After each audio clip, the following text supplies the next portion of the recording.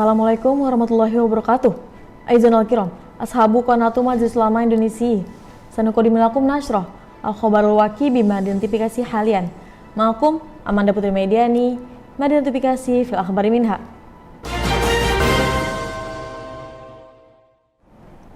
Mengawali berita hari ini, pembukaan acara Musabaqah Tilawatil Quran atau MTQ ke-25 diisi dengan pawai yang berlangsung meriah di Kecamatan Bekasi Utara pada Selasa 7 November 2023. Selain PJ Wali Kota Bekasi Raden Gani Muhammad bersama istri, hadir juga sejumlah pejabat Kota Bekasi. Namun ada yang terlihat aneh karena kehadiran mantan Wali Kota Bekasi Tri Adianto dengan memakai pakaian PSL atau pakaian resmi pejabat eselon dan berdiri berdampingan dengan PJ Wali Kota Bekasi Raden Gani Muhammad. Pakaian yang dikenakan Tri Adianto di luar kewajaran selayaknya masyarakat umum, sebab jika diundang sebagai tamu kehormatan, berpakaian adat daerah atau lainnya yang mensimbolkan ketokohannya. Tri terlihat cukup percaya diri seolah dirinya masih seperti wali kota. Dengan sesekali senyum sambil melambaikan tangan kepada peserta pawai. Salah seorang lurah pun mempertanyakan kapasitas Tri Adianto hadir di acara pembukaan MTQ.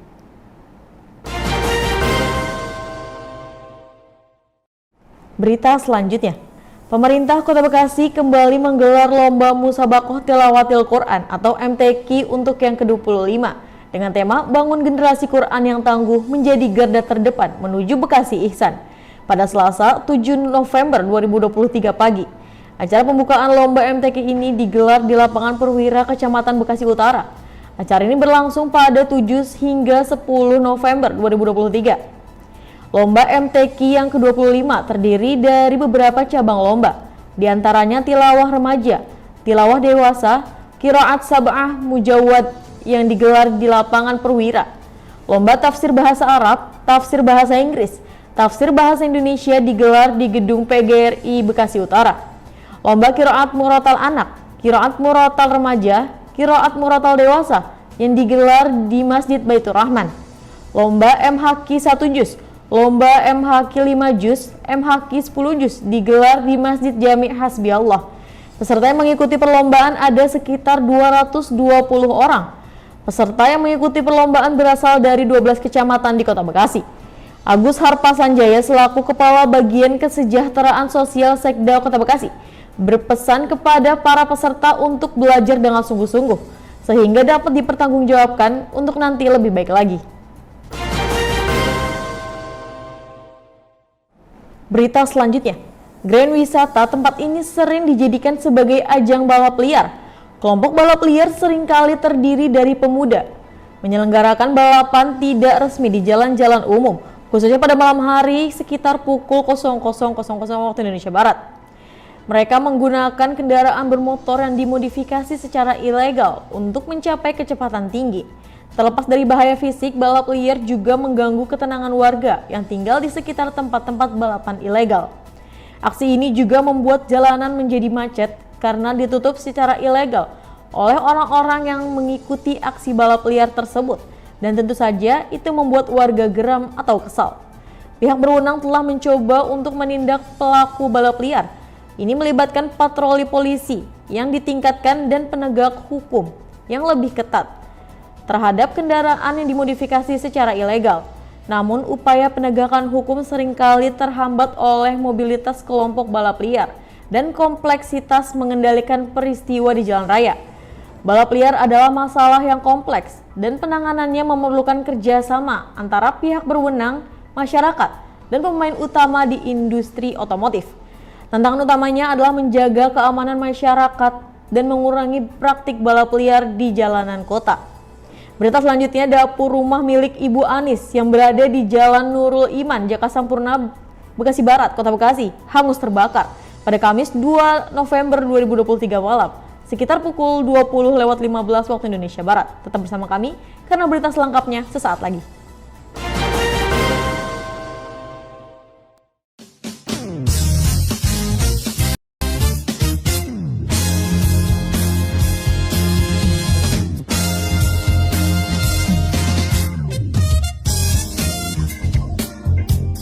Dan bagaimana Pak Ustadz kisah suka suka dan dukanya baginda Nabi itu saat berdakwah.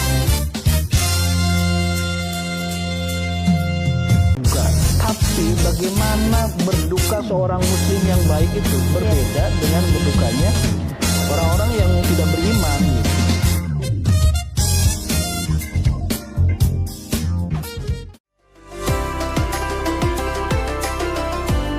Mudah-mudahan dengan niat bismillahirrahmanirrahim, mudah-mudahan kita bisa istiqomah belajar Al-Quran.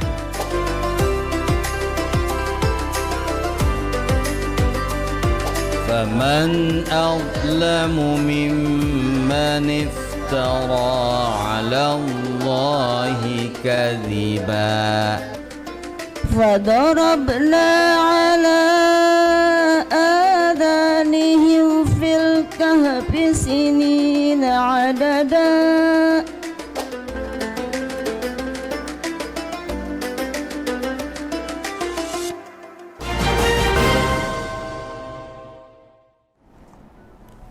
Kembali lagi bersama saya, Amanda Putri Mediani. Berita selanjutnya, dapur rumah milik Ibu Anis yang berada di Jalan Nurul Iman, Jaka Sampurna, Bekasi Barat, Kota Bekasi, hangus terbakar.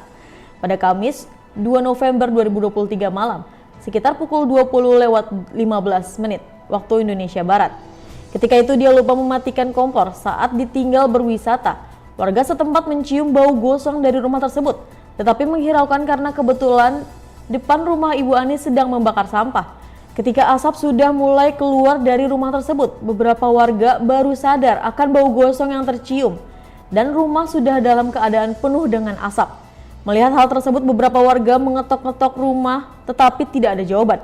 Warga juga sempat ingin mendobrak pintu rumah tersebut tapi tidak membuahkan hasil karena rumah sudah benar-benar diselimuti asap tebal. Akhirnya warga terpaksa melaporkan ke pemadam kebakaran agar tidak terlalu merembet ke rumah sebelah atau bahkan membakar seisi rumah. Warga pun sempat mencoba mendobrak rumah tersebut kedua kalinya tetapi tidak membuahkan hasil juga. Sambil menunggu pemadam kebakaran, warga berkali-kali berusaha mendobrak pintu dan menelpon pemilik rumah, tetapi sama seperti sebelumnya tidak membuahkan hasil. Pukul 20:35 akhirnya pemadam datang. Pintu berhasil didobrak oleh petugas. Api di dapur segera dipadamkan hingga akhirnya 20:45 petugas memadamkannya. Mengakhiri berita hari ini, pada 2 November 2023 sekitar pukul 07.00 sampai 17.00, kota ini diselimuti kemacetan lalu lintas yang parah akibat gangguan pada lampu lalu lintas utama. Ratusan kendaraan terjebak dalam kekacauan lalu lintas yang sering terjadi di persimpangan dari arah Pekayon dan Bulakapal, Kota Bekasi, seperti kendaraan besar maupun kecil. Gangguan ini terjadi ketika sejumlah kendaraan yang tidak sabar menerobos lampu merah yang sudah seharusnya berhenti. Kejadian ini terjadi di tengah jam pulang kerja di saat warga sedang menuju tempat rumah mereka masing-masing. Polisi lalu lintas segera dikerahkan untuk mengatur lalu lintas manual, tetapi keterbatasan personel menyebabkan gangguan berlarut-larut. Para pengendara yang semula berharap perjalanan mereka lancar dan tidak antrian panjang, ternyata kemacetan panjang ini di persimpangan tersebut akibat gangguan sejumlah kendaraan yang tidak sabar menunggu lampu hijau. Warga yang terkena dampak langsung dari kemacetan ini mengaku frustasi. Beberapa di antaranya menyatakan bahwa ketidaknyamanan ini telah mempengaruhi rencana harian mereka. Beberapa kendaraan bahkan terjebak dalam kemacetan selama setengah jam hingga berjam-jam. Pihak berwenang setempat sedang menyelidiki penyebab gangguan pada lampu lalu lintas dan berupaya memastikan agar situasi serupa tidak terjadi lagi di masa depan. Pemerintah daerah harus turun tangan akibat kemacetan panjang yang sudah terjadi di persimpangan Pekayon dan Bulakapal. And that was the news for today. Stay tuned, Bekasi City in the News, aktual and up to date. I'm Amanda Putri Mediani. See you in the next time. Wassalamualaikum warahmatullahi wabarakatuh.